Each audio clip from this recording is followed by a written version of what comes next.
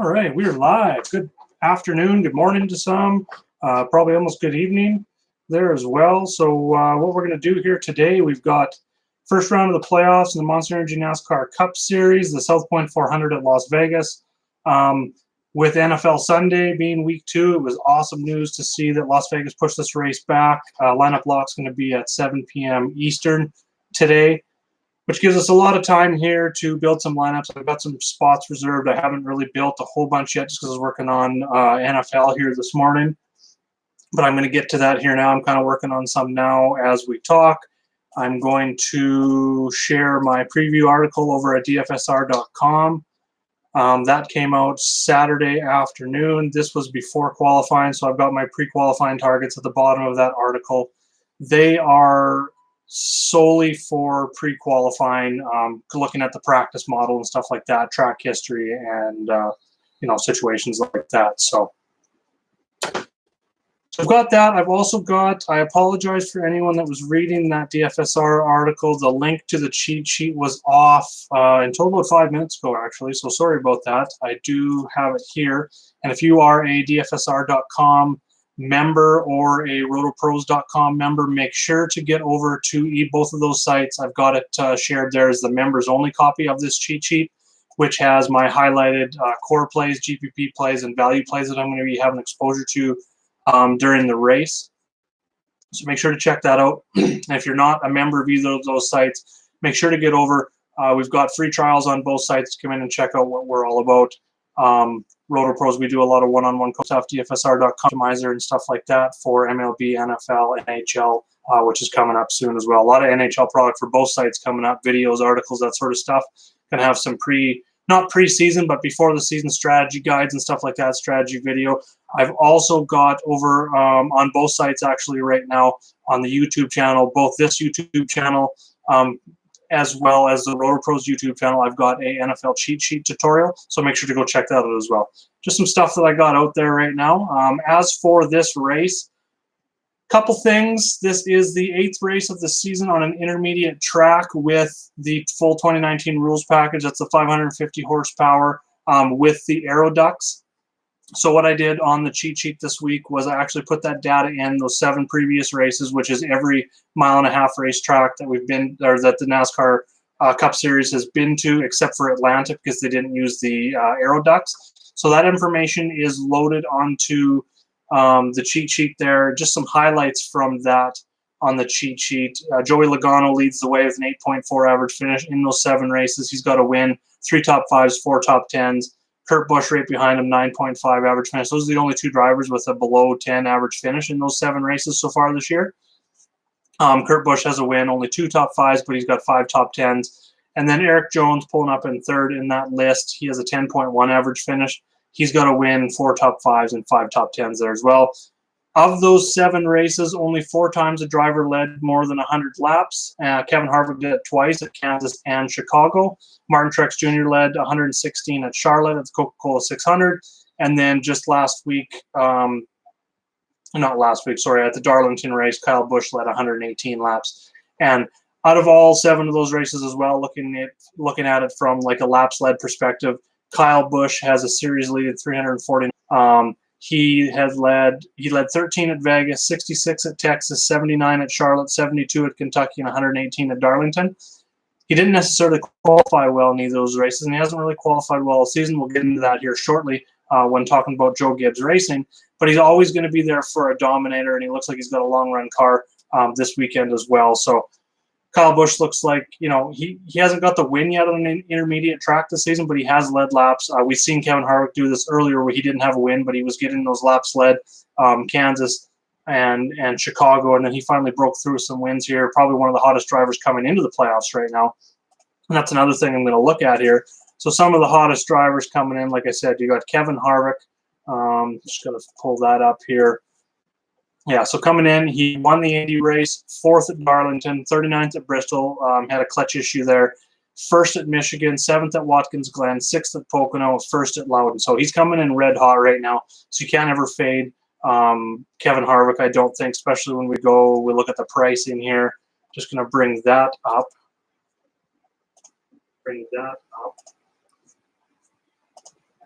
So what we got here when we look at Harvick, he's fourth in pricing on DraftKings, second on FanDuel, so a little bit more value for Harvick when we're talking about FanDuel here.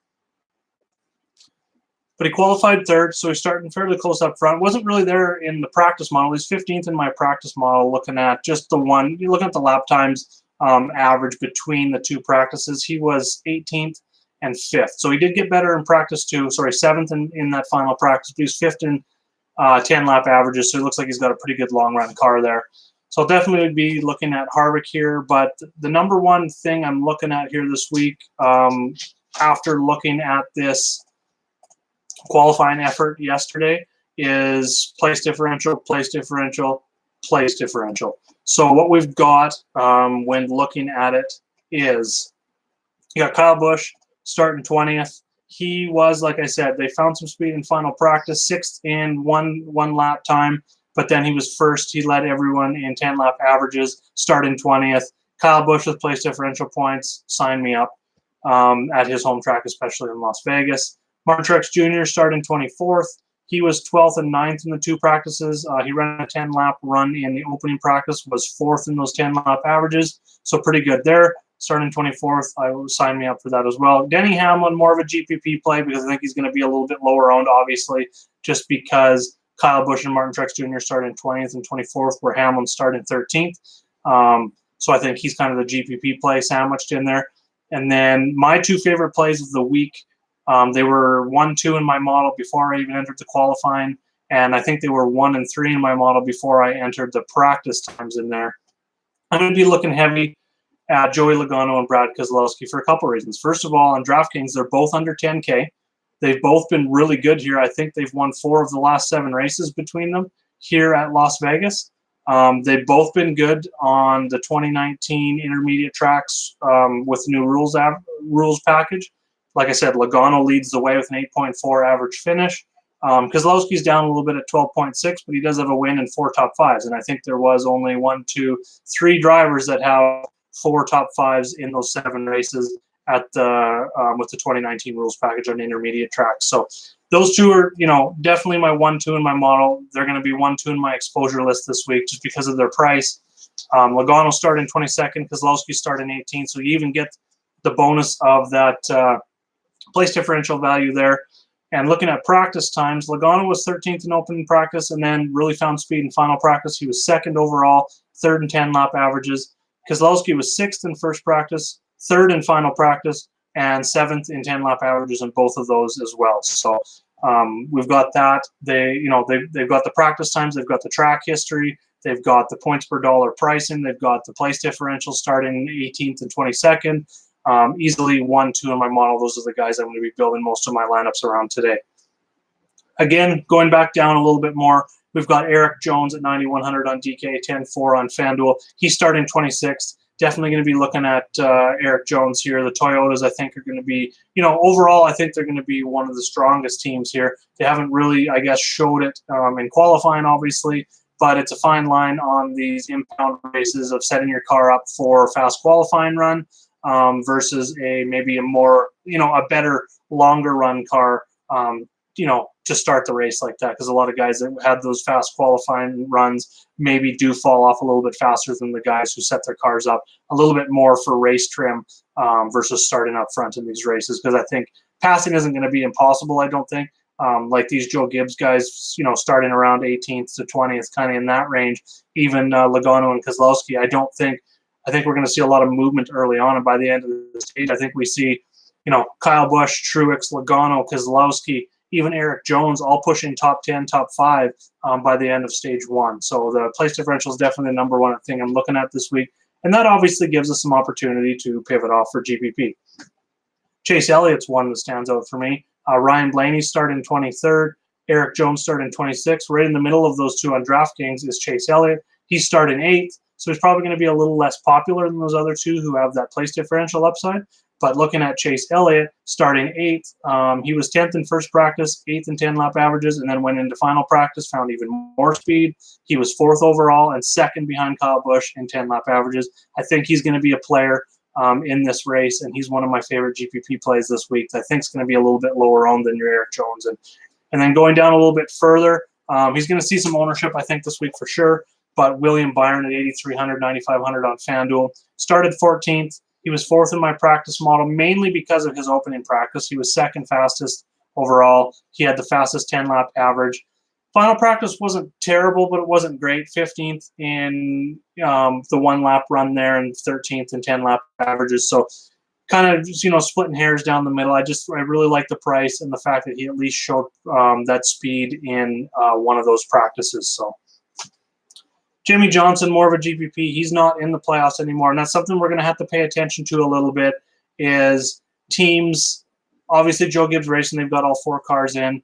But when we start looking at, like, Daniel Suarez is the only one out of the Stewart-Haas group that didn't get in. Is he going to be helping his teammates? Has he got something to prove? These are narratives that we really kind of break down. I do like Suarez's speed. I don't like that he's starting, on the front row. I think that's a super GPP play, and I will have exposure only on FanDuel for him. Replace differential isn't as important.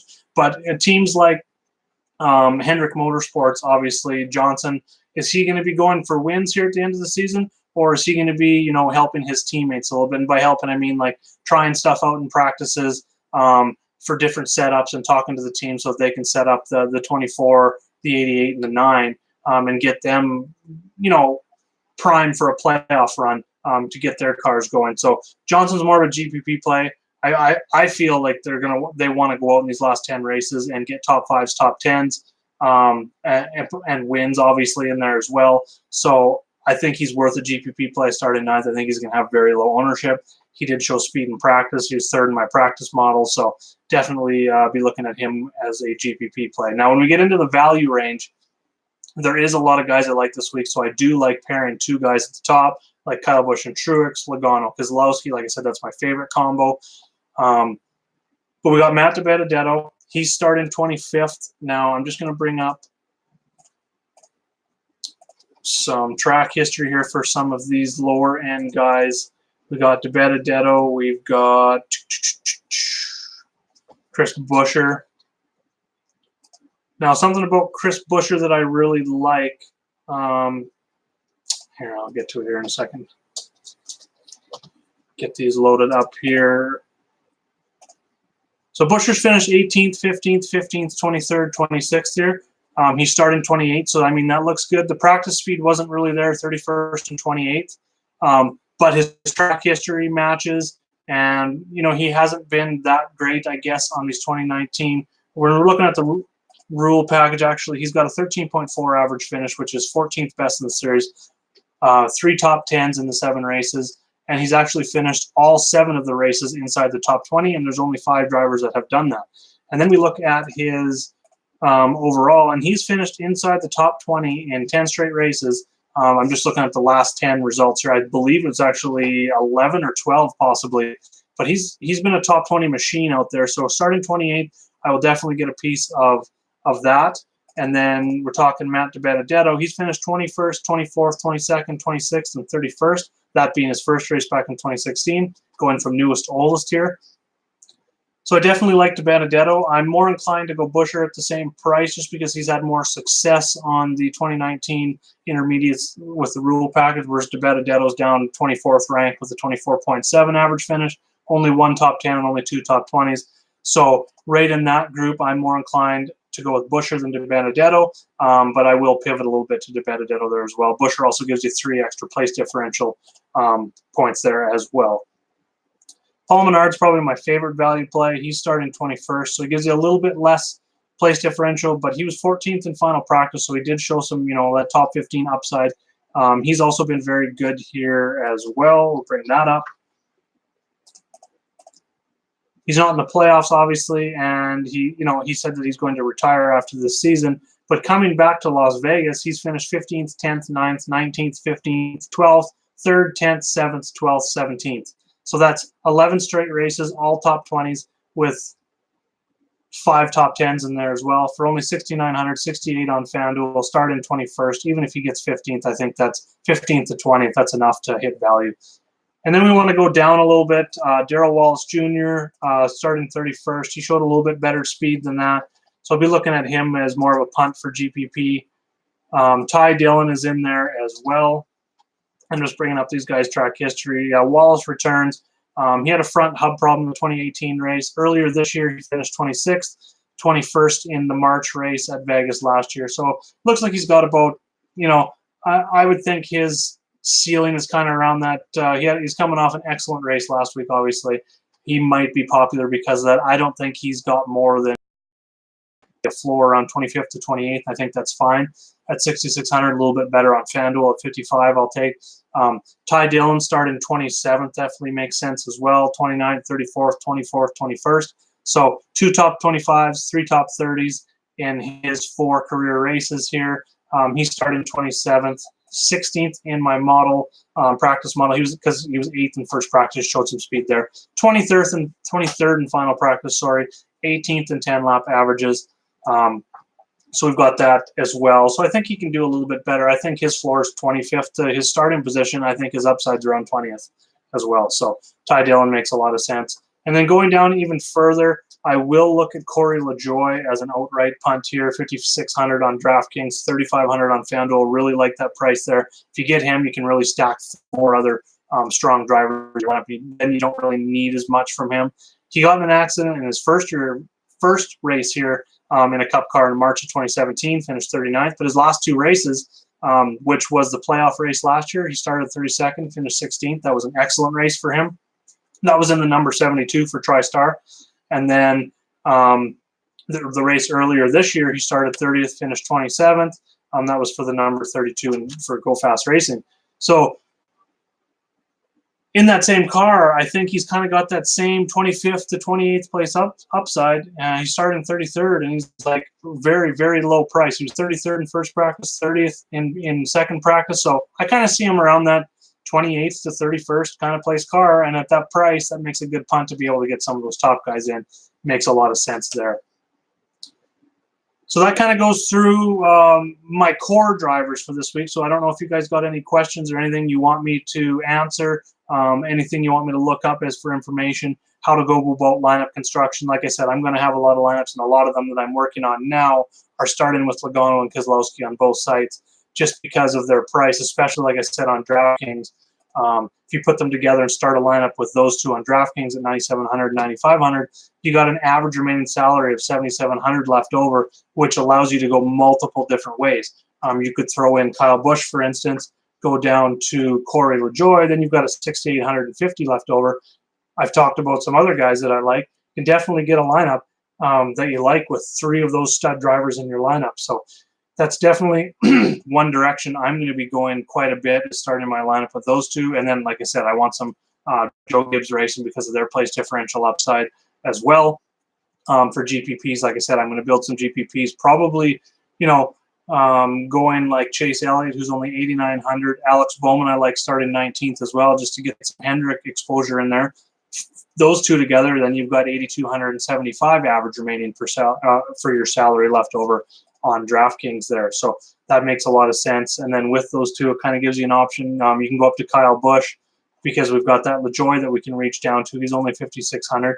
So then you've got 3 really high-end drivers that got that top 5 upside, got some Dominator upside, got some place differential upside, and you still got 8,000 left in your lineup to allow you to go a bunch of different ways. Like easily can get Paul Menard in there then, and then you got 9,100 left, and you got an option of going Eric Jones, Ryan Blaney, Clint Boyer starting on the pole if you think that's maybe viable. If he's going to lead some laps, I don't personally think he's going to get out there and lead a bunch of laps, so I'm mostly fading Boyer this week just because I don't think he's going to be that dominator driver. He hasn't really showed that this year.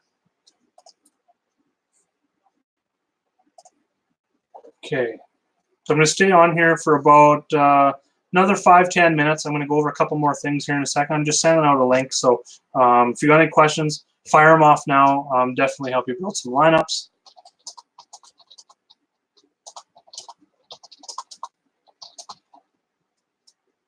And I guess if you don't have any questions, who's your pick to win?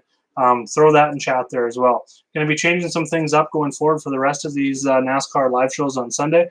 I'm going to have a contest, just like a Jaeger Bombs follower contest type thing. I'm also going to be giving away some extra money as well. And all I really ask for is just some comments on the YouTube video, looking for your pick to win. Is probably what I'm going to be looking for next week, or maybe your favorite driver under 8K. I'll figure that out along the way, but that's kind of the way I'm going to be doing next week's show. I'm going to have a live NFL show as well. I was going to have one today, running way behind this morning, but definitely going back to next week. I'm going to have an NFL show probably a little bit earlier in the morning, like as soon as I wake up, and then I'm going to turn that over into an into a NASCAR show for the race next weekend as well. Actually, the race next weekend is a Saturday night, so that NASCAR live show next week will be probably, I think inspection is after qualifying, so I'm going to have it about 3 hours before lineup lock, so it's a Saturday night, so I'm assuming it'll be around 6 o'clock Eastern, somewhere in there. I will announce it on Twitter probably Friday after practice is when that live show will be, and then Sunday morning will be an NFL live show. So make sure to like and subscribe to the channel. Put a question mark there. And yeah, we're going to have some more interaction, have some contests here for next week. We're going to be getting the contest going for NFL as well, some user contests. So stay tuned for that. Back to some lineup construction. I wanted to touch a little bit on FanDuel and some directions that I'm going here. Just working on a single entry lineup right now. So like I said, in single entry, I don't think you need to be as contrarian. It's not like you're entering 20 lineups and people are all going to have, multiple combinations of your core. Thanks, Leon. Really appreciate you joining me here today. I know since NFL season, things have gotten a little bit slower for the live show, but I'm going to keep going right till the end of the season. As long as you guys keep coming on here, keep asking questions, as long as I keep doing these sheets, I'm going to be on here every Sunday, throwing out this information. So looking at my single entry, I like going with like Chase Elliott, like I talked about, who I think is going to be a little bit lower on. You can throw him with Kyle Busch in there. And then there's multiple ways that you can go.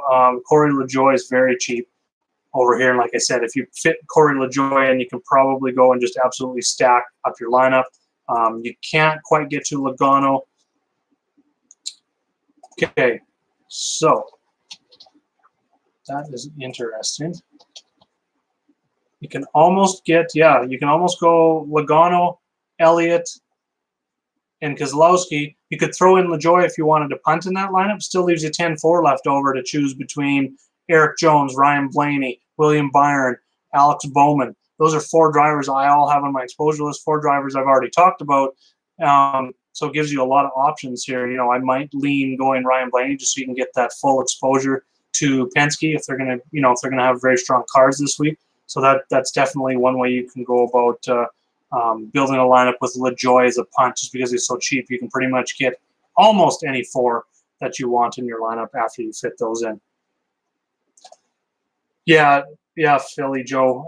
Logano and Brad K almost have to be locks. They're going to be high owned, but I think you kind of got to eat the chalk there. Like I said, they check every single box. They've got track history. They've won 4 of the last 7 races here at Vegas. They've been good with the 2019 rules package. They haven't been dominators in their laps. That's not what we're looking for this week, starting 18th and 22nd. So we've got the place differential in there. And then to top it all off, I don't want to say they're low price, but they're definitely buy low, because they're going to be in the 10 to 11K range next week for sure, no matter what happens, I think, with finish this week. So I think it's a buy low situation for them for sure. I couldn't believe, actually, when I set it up, looked at the track history and all that, seeing that they were under 10K, both of them on DraftKings, just seemed a little bit crazy to me. Good afternoon, Andrew. Do you think Buescher will be 40+% owned in GPP? I'm just going to go back and I'm going to look at the drivers now. Are we talking DraftKings or are we talking FanDuel? In that range, I think Paul Menard, I don't think he's going to be 40% plus owned in GPP on either site, to be honest, just because you got Paul Menard, who's cheaper on both sites. I don't think he will, because Paul Menard has got better track history here.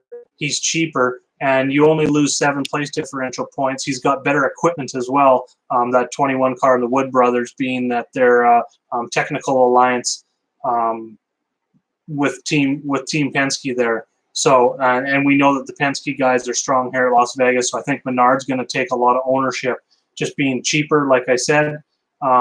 Looks like he's got a faster car as well in practice, and he's got better course history, track history, thinking PGA here, better track history as well. So I think with Menard and all those reasons that I just explained, that Buescher isn't going to be 40% owned. I think Menard's going to be higher owned in that range, Buescher right behind him, and probably with recency bias involved, plus some place differential, Bubba Wallace is going to be in that discussion as the 3 highest owned value plays down there. So I really like going to LaJoie as a punt situation in GPPs, as well as some pivots to Ty Dillon starting 27th as well, being that he showed a little bit better speed than his starting position as well.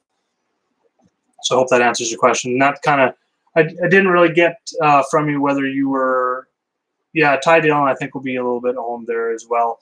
But yeah, order of ownership projections in that value range, the drivers I talked about, I think Menard's number 1, Buescher number 2, Darrell Wallace number 3, then DiBenedetto, Ty Dillon, and LaJoie. That's kind of the way I have them ranked in order of projected ownership down there.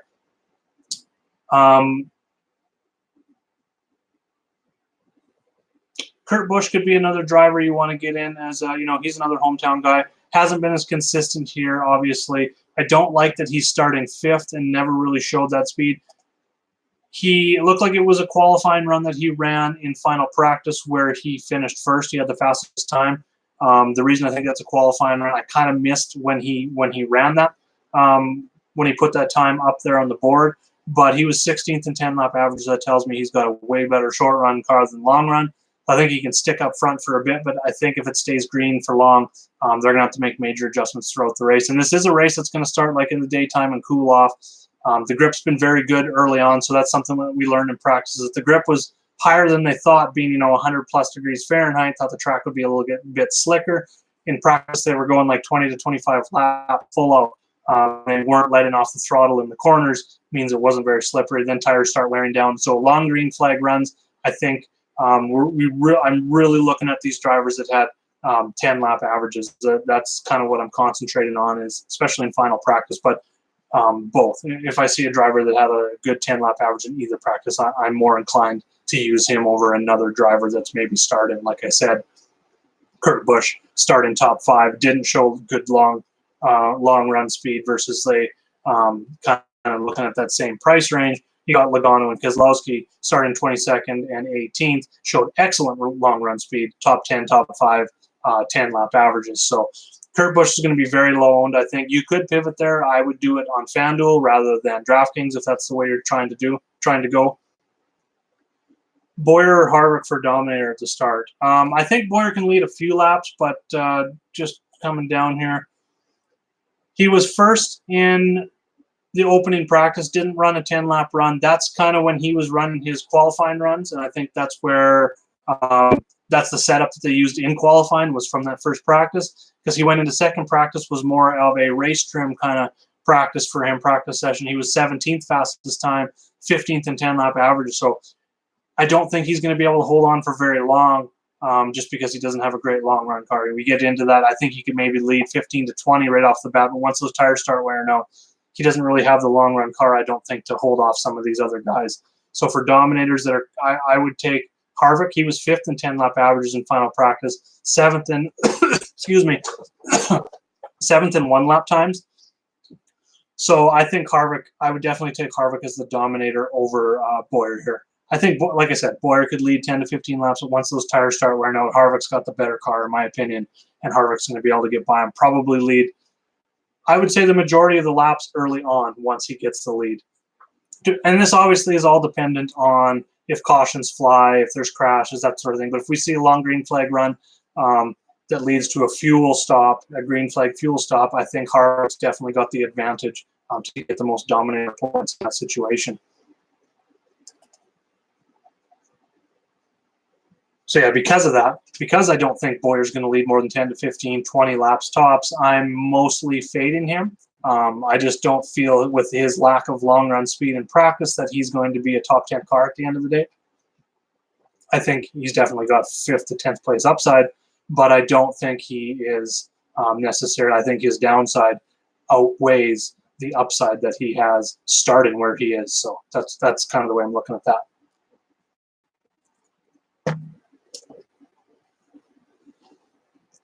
So I don't see any more questions here. So I'm going to wrap things up here. Like I said, if you're not a Roto Pros or a DFSR member, to make sure to get over to those sites. We've got free trials running on both sites. Like I said, next week is a Saturday night race. Going to have a live show about 2 to 3 hours before the race, talking inspection, talking favorite plays for that race. And then again on Sunday, I'm going to have a live show talking NFL. So it kind of works out nice, the schedule next week. It's not going to be so much of a rush on Sunday morning as these last 2 weeks have been. So going forward in the rest of the NASCAR season, as well as into the NFL season, as the NHL season starts, I'm going to be back with the Jaeger Bomb shots of the night, looking at 3 times a week, looking at my favorite plays for that. So a lot of videos, a lot of content to come. Busiest time of the year. Absolutely love it. Go sports. Let's go make some lineups. Get ready for that race. Like I said, we've got about 3 hours. So if you've got questions, hit me up in the Roto Pros chat, DFSR.com chat, or on Twitter at Jaeger_bombs9, or in the comments below in this video. Make sure to like and subscribe. Really appreciate it. Thanks for joining me today, everyone. And let's go get some green screens. Good luck.